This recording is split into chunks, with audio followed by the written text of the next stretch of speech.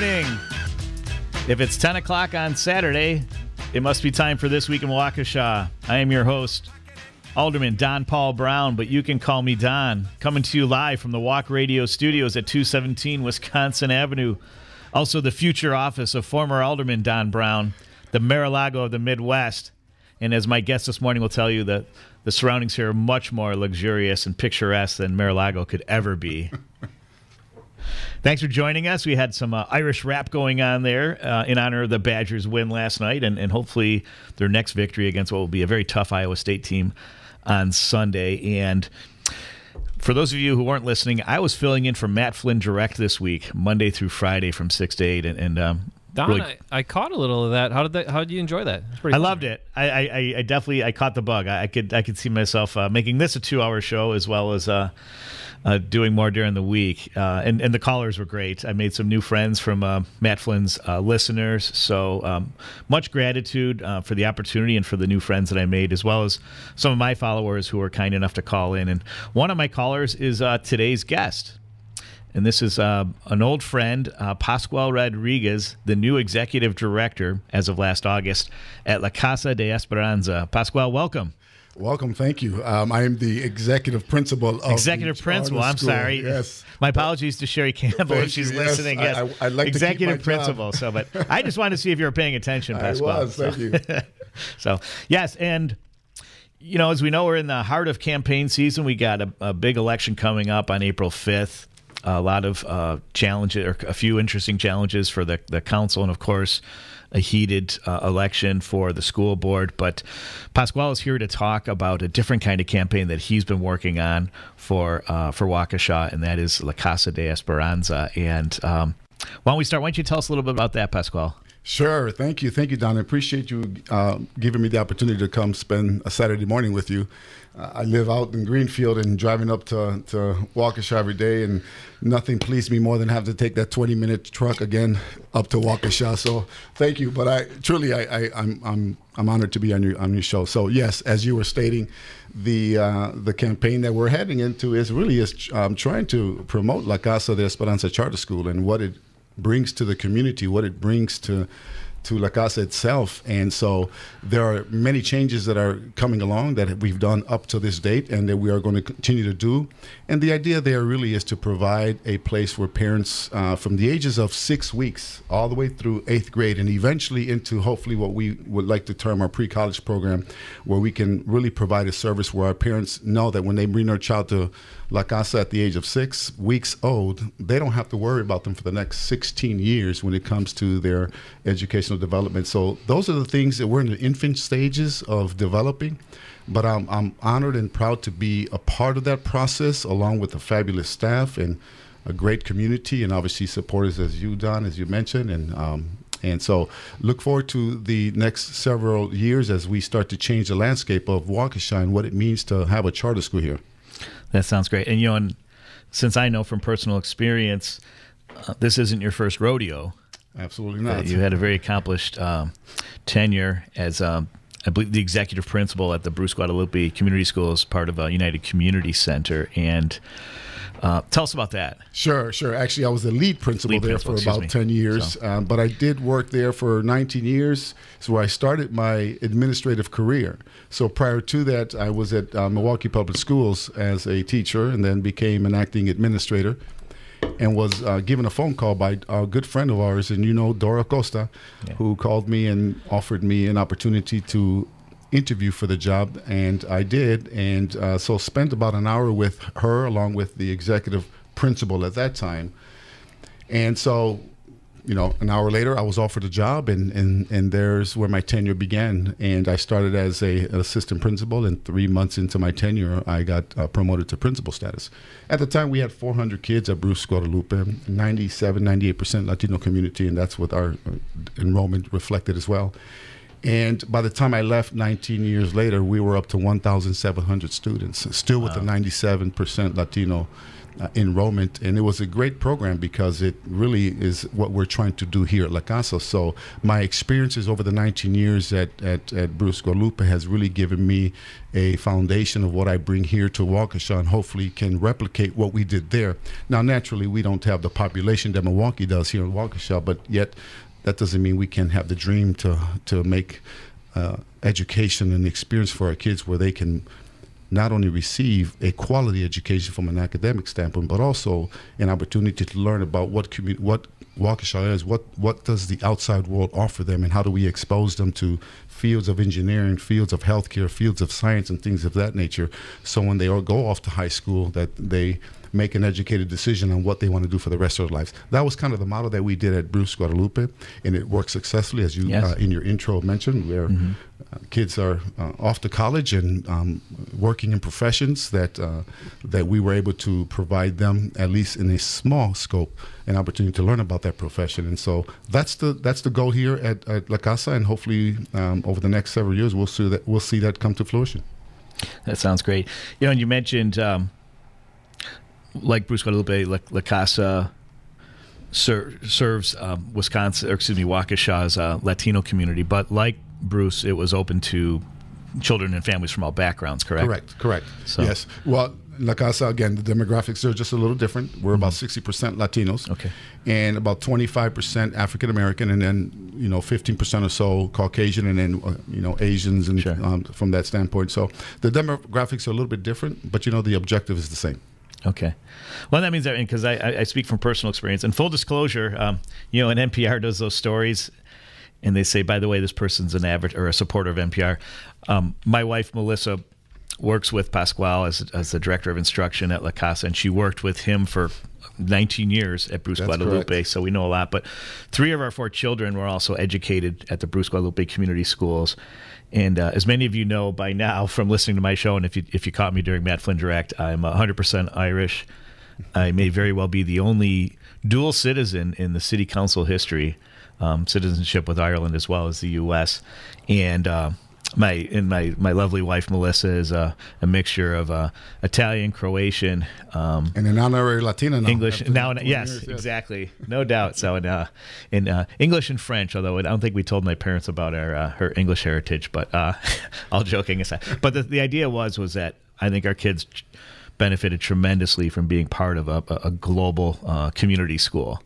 And I mention this because in light of everything that's going on with the Waukesha public schools, and this fear of whitewashing going on in terms of the curriculum, could La Casa be a very viable option for many of these kids and families that are looking for a more, I guess, progressive or open, a broad liberal arts education that still focuses on STEM? Absolutely. The fact of the matter is we want to celebrate all cultures, and we at no moment want to erase history from our books and from our lessons, and really, because that's what's going to make a child even stronger to understand where they come from and where they're at and where they're going. And so we want to just celebrate all cultures. And so I'm proud that it's a diverse community. I used to always joke that the beauty about, because I'm Latino myself, if you haven't recognized that by my last name, Rodriguez. My parents were from Puerto Rico, migrated here in the 50s. And so, the beauty about Bruce, I used to say, is 98% Latino. I love it. And I said the drawback of that is we're 98% Latino. And it's because it wasn't as diverse as I would have liked it to be. Where La Casa at least offers us a little bit of that. So when our kids go off to high schools that are a little bit more diverse, they're a little bit more prepared to deal and work with students that don't look like them, don't eat like them, don't watch the same TV shows as they do, and celebrate their diversity along with them. And so, yes, I think it's an opportunity to come and really enjoy that ability to express yourself of who you are, and without having to be shamed about who you are and what you are. So our arms are open to anybody. We talk about curriculum, but we also talk about our love and logic. We talk about social emotional learning, and those are grounded in what we do. And I think when families understand that we're not only going to educate your child, but most importantly, first and foremost, we're going to love your child. Sure. Thank you. And so, in light of that, I know there's been a big push for enrollment especially for the new grades that you're adding in the schools. And how's that going, or what are you working on now? What are some of the strategies involved for? Well, we're out trying to do. It's really difficult when you're the only charter school, independent charter school. You're competing against the district schools, and so mass mailings go out. So if you're listening to this radio station, pass the word. They should be receiving something in the mail regarding La Casa de Esperanza Charter School. Obviously, radio shows like this and open houses. We're having one, I believe, is, if I'm not mistaken, April 27th to 28th, whatever that Wednesday is. It'll be from 9 to 5 o'clock, so parents can come and tour our school while we're in action, and at the same time promote our after-school programs that we have there, because it's not all about education, but also what else do you offer these families? Everyone's offering math, science, English, and social studies. May have different different curriculums that they bring into the table. Authors, or whatever you want to call them, manufacturers of books. But at the end of the day, what makes us unique? And so I think what makes us unique is we're trying to really give students a well-rounded education, not only from an academic standpoint, but also providing them the sports opportunities, extracurricular activities they can do, get them engaged into the communities as we start moving into middle school. Right now, we're only K4 through 6th grade. Next year, we'll have our first 7th grade and eventually 8th grade. And as you mentioned, we'll be building a middle school and trying to really construct that middle school that is open to the community, where our kids can go out and really understand the world for what it has to offer. And so that's kind of what our curriculum is really about, is not breaking down those four walls. It's not all about math, science, social studies, but it's also about what are things that we have to offer that prepare our kids to enter into high school and eventually into the workforce down the road. Sounds great. We're going to head to a quick break now, but we have lots to talk about with Pascual Rodriguez, Executive Principal at La Casa de Esperanza. Thank you. You just saved my job. And mine. So, hey, stick around, more to go with This Week in Waukesha with Alderman Don Browne. Don't go away.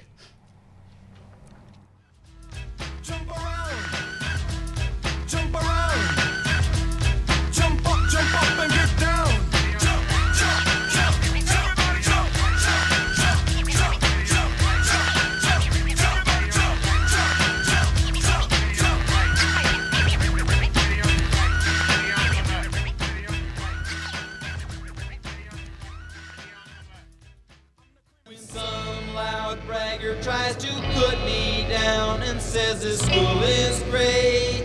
I tell him right away, now what's the matter, buddy? Ain't you heard of my school? It's number 1 in the state. Hey, take it away. Get So that be your school. Welcome back. This Week in Waukesha with your host, Alderman Don Browne, coming to you live from the Walk Radio Studios at 217 Wisconsin Avenue, around the corner from Theodora Humans Park. We'll tell you more on that. And that was the Beach Boys, Being True to Your School. And like the song, Pascual Rodriguez could tell you with confidence that his charter school when he was at Bruce Guadalupe was the number 1 charter school in the state. And he's looking to replicate that same success here in Waukesha with our La Casa de Esperanza. And Pascual, you mentioned too, some of the enhancements you want to make too is with sports, and that was, yes. and you had quite a career in this. A good segue, real quick, to I've been talking a lot about our beloved Black Shirts men's basketball team, who had really quite a year, and similar to your story, which we'll get to later, the men's basketball team lost 60 straight conference games. They finally pulled it together last year and had a winning season. They broke the losing streak and had a winning season, 14-8, made the playoffs, won their first playoff game, and then this year they were lights out, winning the Classic 8 conference, one of the toughest conferences, athletic conferences in the state. And they lost a heartbreaker last Saturday to Racine Case. They were 1 game away from making state, but quite an incredible run, won 3 playoff games. And this week, the all-conference accolades were announced, and all the starters were recognized. And Tyron Cook was, Brady Hennis and Tommy Glenn were honorable mention. And Daniel Robinson was second team. I believe Marshawn was second team. I forgot about Marshawn. I apologize. But Tyron Cook was first team, and he's also announced Conference 8 Player of the Year, and only a junior who's already surpassed the 1,000-point mark in his career. So congratulations again to Bo Richter. And one of Bo's assistants, Coach Montez, was also recognized as as an all-conference coach. So congratulations to him on that honor. He's been involved in coaching for more than 20 years. So many congrats. But anyway, back to Pasquale. We were talking about the importance of sports and the other extracurricular activities, music, the arts, and sports was a big influence on your life. Yes. In helping, and Pasquale came very close to making the majors. And an unfortunate knee injury had pretty much put that career to an end. But you reinvented yourself in education and became a very accomplished principal and administrator. Can you share some thoughts on that real quick? Yeah, thank you. Thank you for reminding me that I'm not making millions of dollars a year, but that's okay. It's money doesn't touch millions of lives. How's that? And so this really goes back to the early 1980s, or mid 1980s, when my wife and I, Caroline, hopefully who's listening, and my kids as well. But at that time, my girlfriend and I, we were attending St. Patrick's Church, and we joined a group called Youth for Jesus, and we did some ministry work there. And I worked with a lot of kids who kind of came to, were around some of the environments and were raised in some of the similar environments that I grew up in, which I won't get into at the moment. And I enjoyed that. There's something about that was fulfilling to me. And when my career ended in baseball, it was a trip to MATC where I went to drive my girlfriend who wanted to take some courses, and heard a voice at the background, and so without getting too much detail, that's where it all began. And so I took some courses there, spent 2 years, went to Marquette, got my undergrad, eventually worked at MPS, and went and got my master's degree, and now here I am as an administrator 25 years later. Wow, that's amazing. And you mentioned your background. Pasquale is publishing a book that should be out soon. Has there been a release date yet on that? Not quite yet, okay. But we're looking at probably late spring, early summer, and right now we're working. Okay, so close. Oh, it's close, yes. It's in the publisher's hands right now, so there's going to be some back and forth between the publisher, myself, and our writer, co-writer, Adrian, who's Judith Adrian, who's my co-writer in this one. And so we'll go back and forth, and hopefully once the book cover is completed, we'll send it out, and hopefully within the next several months. And I was honored. Pasquale had asked me to run my eyes across the book as well, to do a sneak read and make some comments, and was blown away. Like I said, I've known Pasquale as long as I've known my wife Melissa, and he's always impressed me. Like, I'd watch him lead the kids in the Pledge of the Allegiance in the morning drills, if you will. Yes, and he's somebody that's a very impressive figure, a leadership, a great male role model for our kids. And you look at him, and the impression you get is that he came from a really close, real tight-knit family background. And you read his book, and I encourage you to. It's more of a how-to for teachers, right? A coaching, a self-help kind of. Yes. But that was not the upbringing that you would have pictured Pasquale Rodriguez to have grown up in. And I know you don't want to give the whole book away, but if you don't mind making a few comments on that, sure, if you're comfortable. No, thank you. I appreciate that. It's one of those that life teaches you some lessons. And as I was a youngster growing up and I'll just say this, a highly dysfunctional family, and some of the figures in my life that were missing, not only at home, but as pronounced as home, were in my educational settings as well, that weren't there. And so it prompted me to go into this field knowing that that's not the way things were supposed to be.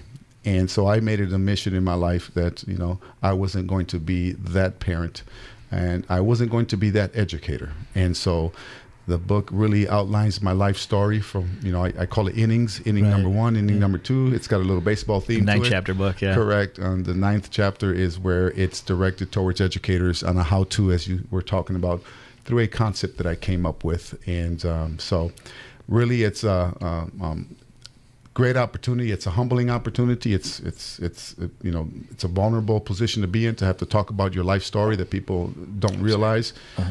As you stated, you had this perception, and that wasn't the case. But I'm honored to have done it in a way that I talk about my life story, but I also honor my parents as well down the road as things life comes at you at 100 miles an hour, and changes are made and things of that nature. And so it's it's a good story. It's, at least I think so, and my wife thinks so, and now Don thinks so, and so I'm hoping others also too. And so we'll see what happens, and teachers can use it as to learn about some of their kids that they don't know about and make assumptions about them and how they can handle those kids moving forward. Sounds great. That means a lot. And and I bring up the sports too because our kids are active in youth sports and in baseball in particular. Our youngest daughter loves softball. Our youngest son is also a great baseball player. And one of my big complaints has really been the privatization of our national pastime, in addition to all the youth sports, but especially our national pastime. And the one thing I loved about youth baseball was that it was affordable and accessible to all the kids. Yes. And that's what to me made it truly the great American pastime. And we're going to come to a break. So when we come back to that, I want to make a couple points for Pasquale to comment on. And so we're going to go to a quick break now, but stick around. More to come this week in Waukesha with Pasquale Rodriguez of La Casa de Esperanza. Don't go away.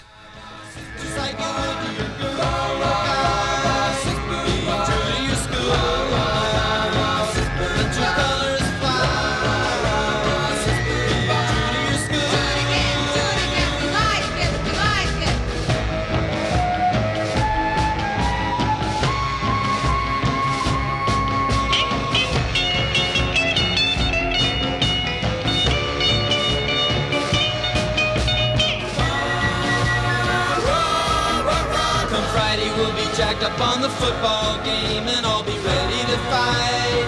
We're gonna smash it now. My girl will be working on her pom-poms now and she'll be yelling tonight.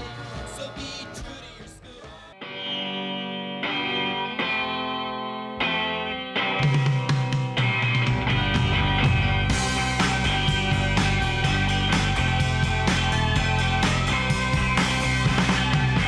One world. Whoa. And we're back this week in Waukesha with your host, Alderman Don Browne. And you're listening to Todd Rundgren and Utopia with One World, one of my favorites from the 80s. And speaking of One World, our guest, Pasquale Rodriguez, executive principal of La Casa de Esperanza, talking about his vision, our vision for One World, an all-inclusive one, and all the great things we're doing at La Casa de Esperanza. But before we begin, Jason, during the break, asked if he could call an audible. He has a question for Pasquale regarding our previous discussions. Go ahead, Jason. Yeah, thanks, Don. I mean, I thought something really impactful and interesting about what Pasquale had said was talking about the roles of teachers and the influence that our teachers can have, and especially when you don't have that example or you don't have that situation at home. I mean, having great teachers that can help guide is invaluable, and I think that's another thing that people have to remember to value our teachers because of that. So I just wanted to reiterate that point. Well, thank you, Jason. I concur with you 100%. Often, and as Melissa's listening to this, one of my speeches always over the 20 years has been, teachers are not just teachers. They're mothers, their fathers, they're guidance counselors, they're social workers, they're psychologists. So they have many roles they have to play, because the fact of the matter is, from Monday through Friday, they're with their kids longer than parents are with their kids throughout the week. And so it's important for them to really hone in not only on the academics but the social and emotional component of the child. You can't teach the brain unless you reach the heart, and that's we believe that. I believe that wholeheartedly, and so teachers play an extremely important role there. So thank you for acknowledging that. I appreciate it. Cool, thanks, Jason. Yeah, and I just to wrap up a previous conversation we had about youth sports and what I call kind of the privatization of our national pastime. It kills me that baseball's become such a country club sport, and I believe that in the two of our four kids that played baseball, I could probably count on one or two hands, and this includes teammates and kids they played against that were children of color. And the one thing I loved about baseball was that when I was growing up is that the two best kids on every team, one kid was like the surgeon's kid or the CEO's kid, that he could pitch, he could hit, he could do it all. And then the other kid who was just as great, maybe greater, was the factory worker's kid who could pitch and hit and do it all, do all the things. And those two were usually soulmates on the field. And while they may not have hung out in the classroom or, they didn't live in the same neighborhoods, when we got together for Little League, those two were, it was a band of brothers. And that to me is what made baseball great. And baseball was a big part of my youth. And it kills me that, when I was a kid, $25 got you a uniform, and the coach came with a bag of bats and balls and other equipment, and you were just responsible for your cleats and your glove. And there's still money left over to give you a ticket for a freeze pop or a soda after the game. And now it's like $25 might not even pay for your socks. And you got to pay for all that yourself. So, we were a Blazer family, and that's one thing the Blazers prided themselves on, was that the fees to be in the club, to play, was like $450. And that's a drop in the bucket compared to what some of these other clubs charge. But that's still $450 for a working famy, lower mid. That's a lot of money. That's a lot of coin for your kid to be able to play baseball. That's correct. Yes. So and just would love to, like I said, excited to hear that there's going to be some sports development at La Casa. And I was joking around earlier, but half serious. But it'd be great if La Casa, if we came up with our own baseball club. Well, hopefully that's in the future as we establish ourselves a little bit more in our after school programming. So that'll be, it's obviously it's in my blood. So we'll see. So, well, and that was, again, as you mentioned, you grew up in a dysfunctional family, and you're not alone. Several, thousands of Americans, and I guess all families are dysfunctional now. But compared to the person that you have come, that how you reinvented yourself after some heartaches and some setbacks. Baseball was a positive influence for you in your youth development, and yes, there was a heartbreak of coming very close to making the pros, but then leveraging that pain, that frustration to become an accomplished educator. No, I even forgot what my question was. No, but the idea is like, what can a charter school like La Casa, what can some of these other community organizations do to promote those other inspirations, whether it's sports, arts and music, even technology has become a big hobby for a lot of kids. Sure. What can we do to help a lot of these kids, especially in this, as we're hopefully inching out of this COVID era, and a lot of kids were subject to that virtual education, which was not very successful. A lot of schools weren't, people weren't trained on virtual teaching and training. How can these extracurricular activities help build our kids, their confidence back up, and their willingness to learn and their passions? Well, Don, great question. I've always, as a child, as a student, math was always my strongest subject. All the other ones, I survived. Let me just put it that way. But where I really excelled was in the area of sports. And so when I went to gym, that was where I felt I can contribute as a community of my classroom, where I felt that I was someone.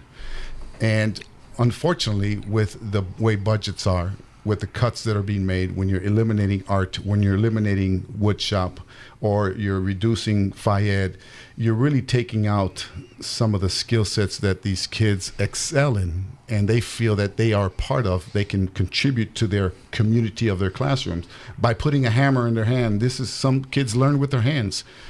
Some learn, obviously, with their eyes and so forth. And obviously, there's a varying degree of ways kids learn. But to remove those opportunities from these kids, sports or arts or music, instruments that a child can pick up and play it and so beautifully that you wonder, where is this coming from? They may not shine in the English classroom, but you put a trumpet in their hands and they're Doc Severinsen, right? And so that's the importance of having these extracurricular activities that happen not only during the school but after school. Yeah. As to your point about baseball or football or basketball or soccer, which is very popular nowadays, making it affordable for these kids, and that's where we rely on the community businesses to help us in that aspect, is to look and see where they can take some of their dollars and really put it to good use to help these kids and become active in these extracurricular activities, because you never know who you're going to get out of this. And obviously many kids go home and their parents are working, so it allows for an extended school day where parents know that their kids have a safe place where they're at doing things that are productive, whether it be in the athletic program or cultural arts, or in our case drumming, and the kids, the way the kids that program that they excel in. And if you haven't heard them, you haven't heard our kids drumming, you should, because they're excellent at it. So again, is you take these extracurricular things out of these kids' hands, then you minimize their opportunity to shine in the classroom. Just like the kid who excels in math or English and science, they're always going to excel there. Sure. But allowing other kids to use their talents in different parts of the school, whether it be during school, after school, I think it's important for their success. That's great. Thank you. And real quick, just want to throw this in. I ran into our good friend Amanda Medina Roddy, and she says she's excited you're on the show, and she wanted me to remind everybody, or let everybody know, that the 68th annual Waukesha Rotary Pancake Festival will be April 2nd, Saturday, April 2nd, from 8 to 11 a.m. at Waukesha South High School. This year, they're excited to provide breakfast with the Easter Bunny. Kids will receive an Easter treat. There will be face painting, and the Easter Bunny will be available for photos. All proceeds go back into our local community to support other nonprofits. And maybe we can throw the CASA into that. There you go. That's that one. Hey, and then also that same day, Saturday, April 2nd, Waukesha South's Booster Club is having its Raising the Bar fundraiser at the Loft on Blue Mound across from the airport. And that's a lot of fun with silent auction. They will have TVs on so you can enjoy the Final Four. And great food, great drink, and just a great event to promote support for Waukesha South athletics. And and like I said, that's what I loved about your book, was how baseball was like kind of that positive, that driving influence for you, that kept you on center. And I guess we're going to go to a break soon too. But would you say were there other influences as you were growing up that also kind of kept you out of trouble? It seemed to me when I was reading it, a lot of those decisions you made on your own. Yes. Whether or not to do drugs, and you chose not to. Whether or not to be in gangs, you chose not to be in gangs. Correct. And I just see that as a lot of like individual fortitude and rugged individualism, if you don't mind me being patronizing. But with so many other young men and women in that teenage and tween age group that are growing up too quickly, what advice would you have for them, or what were some of the other influences besides baseball, or was baseball that thing that kind of saved you? Well, the irony of it all is baseball was life, but I never played it. I didn't play baseball organized till I was 19 years old, Don. It was the first time I ever played organized baseball. Wow. Never had the opportunity as a youngster, never played Little League Baseball or anything like that. I was just not given the opportunity. And so when we talk about role models and things of that nature, my older sister, who was, I think, one of the first who graduated from college, was one of those. I had a couple cousins who, Eusebio Rodriguez, 15 years older than me, but he really influenced me in the gym and introduced me to weightlifting at the age of 14, and I still do that to this day. And he kind of served as a little bit of a mentor for me during that time frame. And then obviously when I was 17, 18, I met my wife Caroline, and that was a changing point in our lives, in my life. She was a churchgoer, so nice. Played a significant role in my life. Well, hold that. We want to learn more about Caroline. We're going to go to a quick break and then stick around for the last segment of the show here with This Week in Waukesha with Alderman Don Browne. Don't go away. Whoa, it's our world. Yeah, one world. Whoa, it's our world.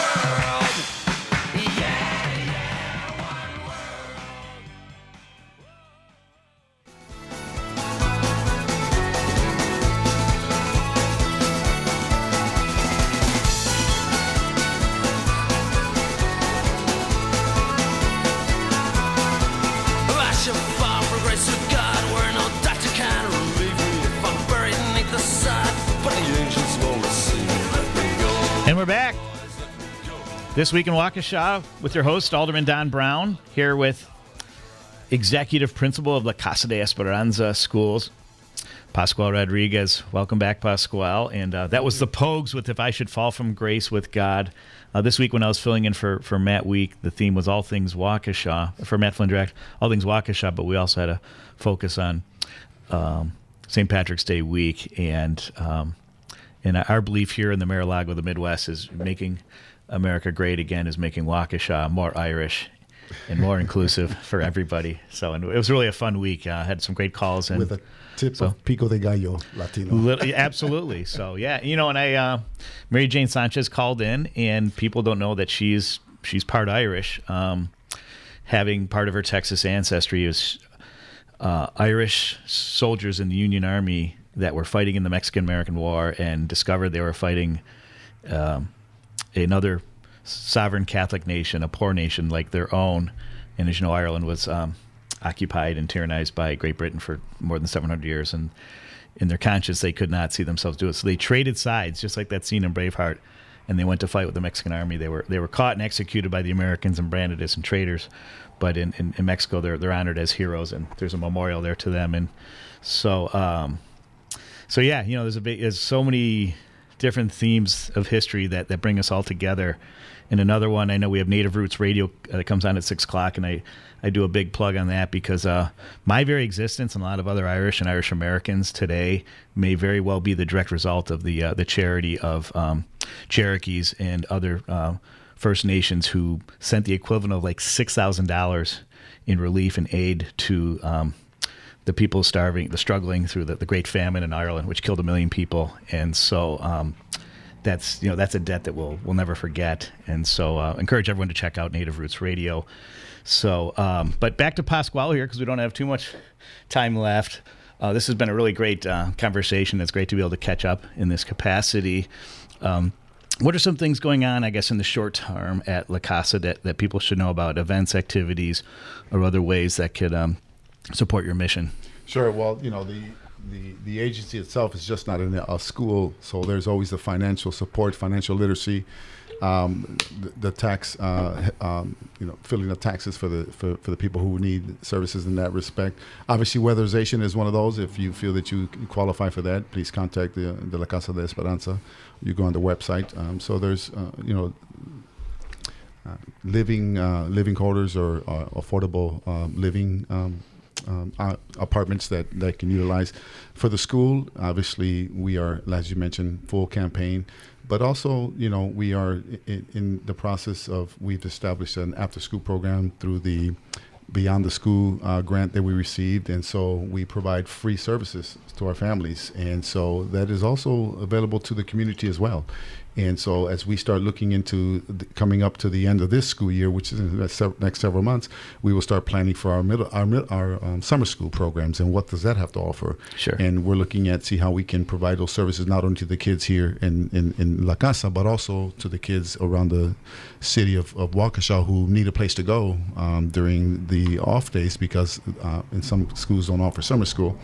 We're going to be there to welcome your child and provide some services to them throughout the summer months as we gear up for the 2002-2003 school year. Sounds great. Thank you. And then I mentioned earlier, around the corner from us is Theodora Humans Park, and we mentioned her during my week that I was filling in for Matt Flynn, that she was one of the great leaders of the Wisconsin women's suffragette movement. In fact, she had a big part in Wisconsin being the first state to ratify the 19th Amendment, and we honor her here with this park. But I mentioned her because it is Women's History Month, and at La Casa, anything going on to honor that, or anything, obviously we talked about, us being men and having male role models, yes. Especially you don't have very many male teachers anymore, yes. And how important that was. But also, what kind of message do we have for our young women in training about the type of future they should be aspiring to and can look forward to? Sure. Beyond those traditional roles that we grew up with, in these common Catholic heritages. Absolutely.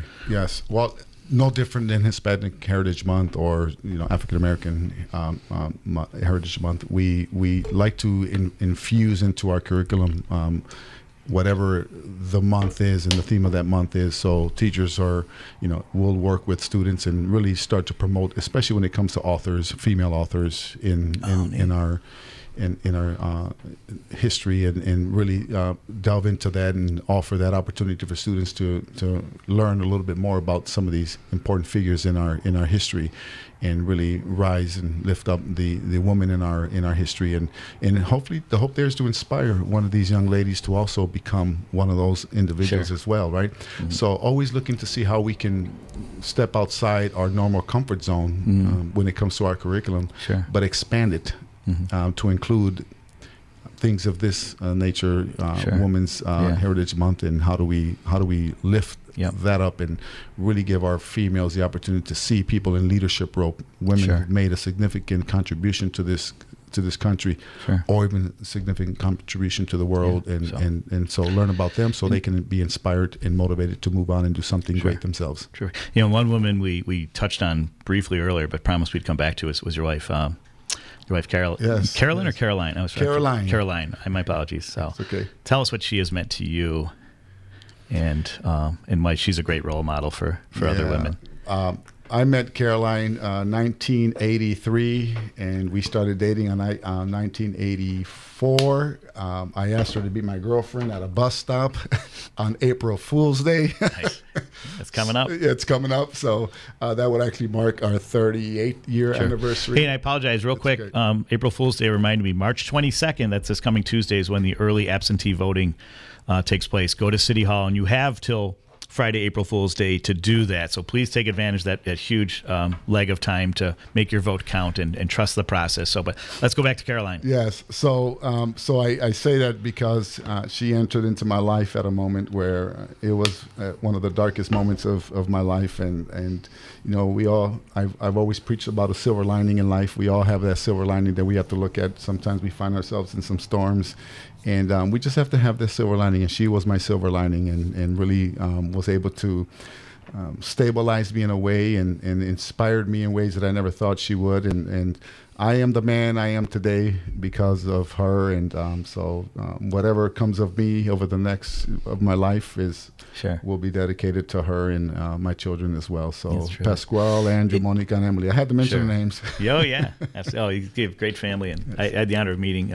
Pasquale's the one that worked at the school. Correct, That's yes. the coach, yeah, and the great football player, too. And Caroline, also, she has a profession, right, in addition She to, does, yeah. I'd yes. love to hear, what does she do? Well, she was a hairdresser at first, and then she decided she wanted to, her lifelong dream to become a nurse, and that's what she does. She Wow, works for that's Ascension, terrific. and she's been there, and she loves her job, and she's a great, I believe, a great nurse, and provides herself in the care that you have in the medical field. And I take my hat off to her and all others because it hasn't been an easy couple of years for her and her colleagues. It's been tough, yes. In the medical yes, profession. absolutely. So that's terrific. Thank you. So we don't have much time left, but what is one thing you want everyone to know about Pasquale and about La Casa that you can't leave the show without letting everyone know? You know, I can see here talk about academics. Everyone talks about academics. I'm just going to, and we don't throw this word around enough, and we're going to love your kid. I don't go a day, there doesn't go a day with myself or your wife for that matter, where we tell a kid we love you. And for a child to hear that and have that smile in their face, knowing that not only at home, but people in school love you, and that comes, you know, from the heart. And we care and love for these kids and care for their daily lives, and we care for their future. And so, like I said before, you can't teach the brain until you reach the heart. And that's my job, is to really provide that emotional and social emotional support for these kids. And so they know that they're not only going to come to school to learn, but they're also going to be loved. Sure. There's nothing greater than that. Yeah, and I've witnessed this even with my own kids. That includes tough love too from Pasquale Correct. Rodriguez. So he's Yes. looking out for you. So, well, we have less than a minute left. I want to thank everybody for tuning in, and thank Pasquale Rodriguez for sharing this Saturday with us. And definitely check out La Casa de Esperanza. There's so many different ways to support this wonderful mission. And Pasquale, thanks again for joining us, and looking forward to seeing you around campus. Absolutely. Thank you, Don. Appreciate it. All right. Thanks. Join us next Saturday for This Week in Waukesha. Join us every Saturday. And remember, safety is everyone's responsibility. Go Badgers. All right. Dude, that was the best show.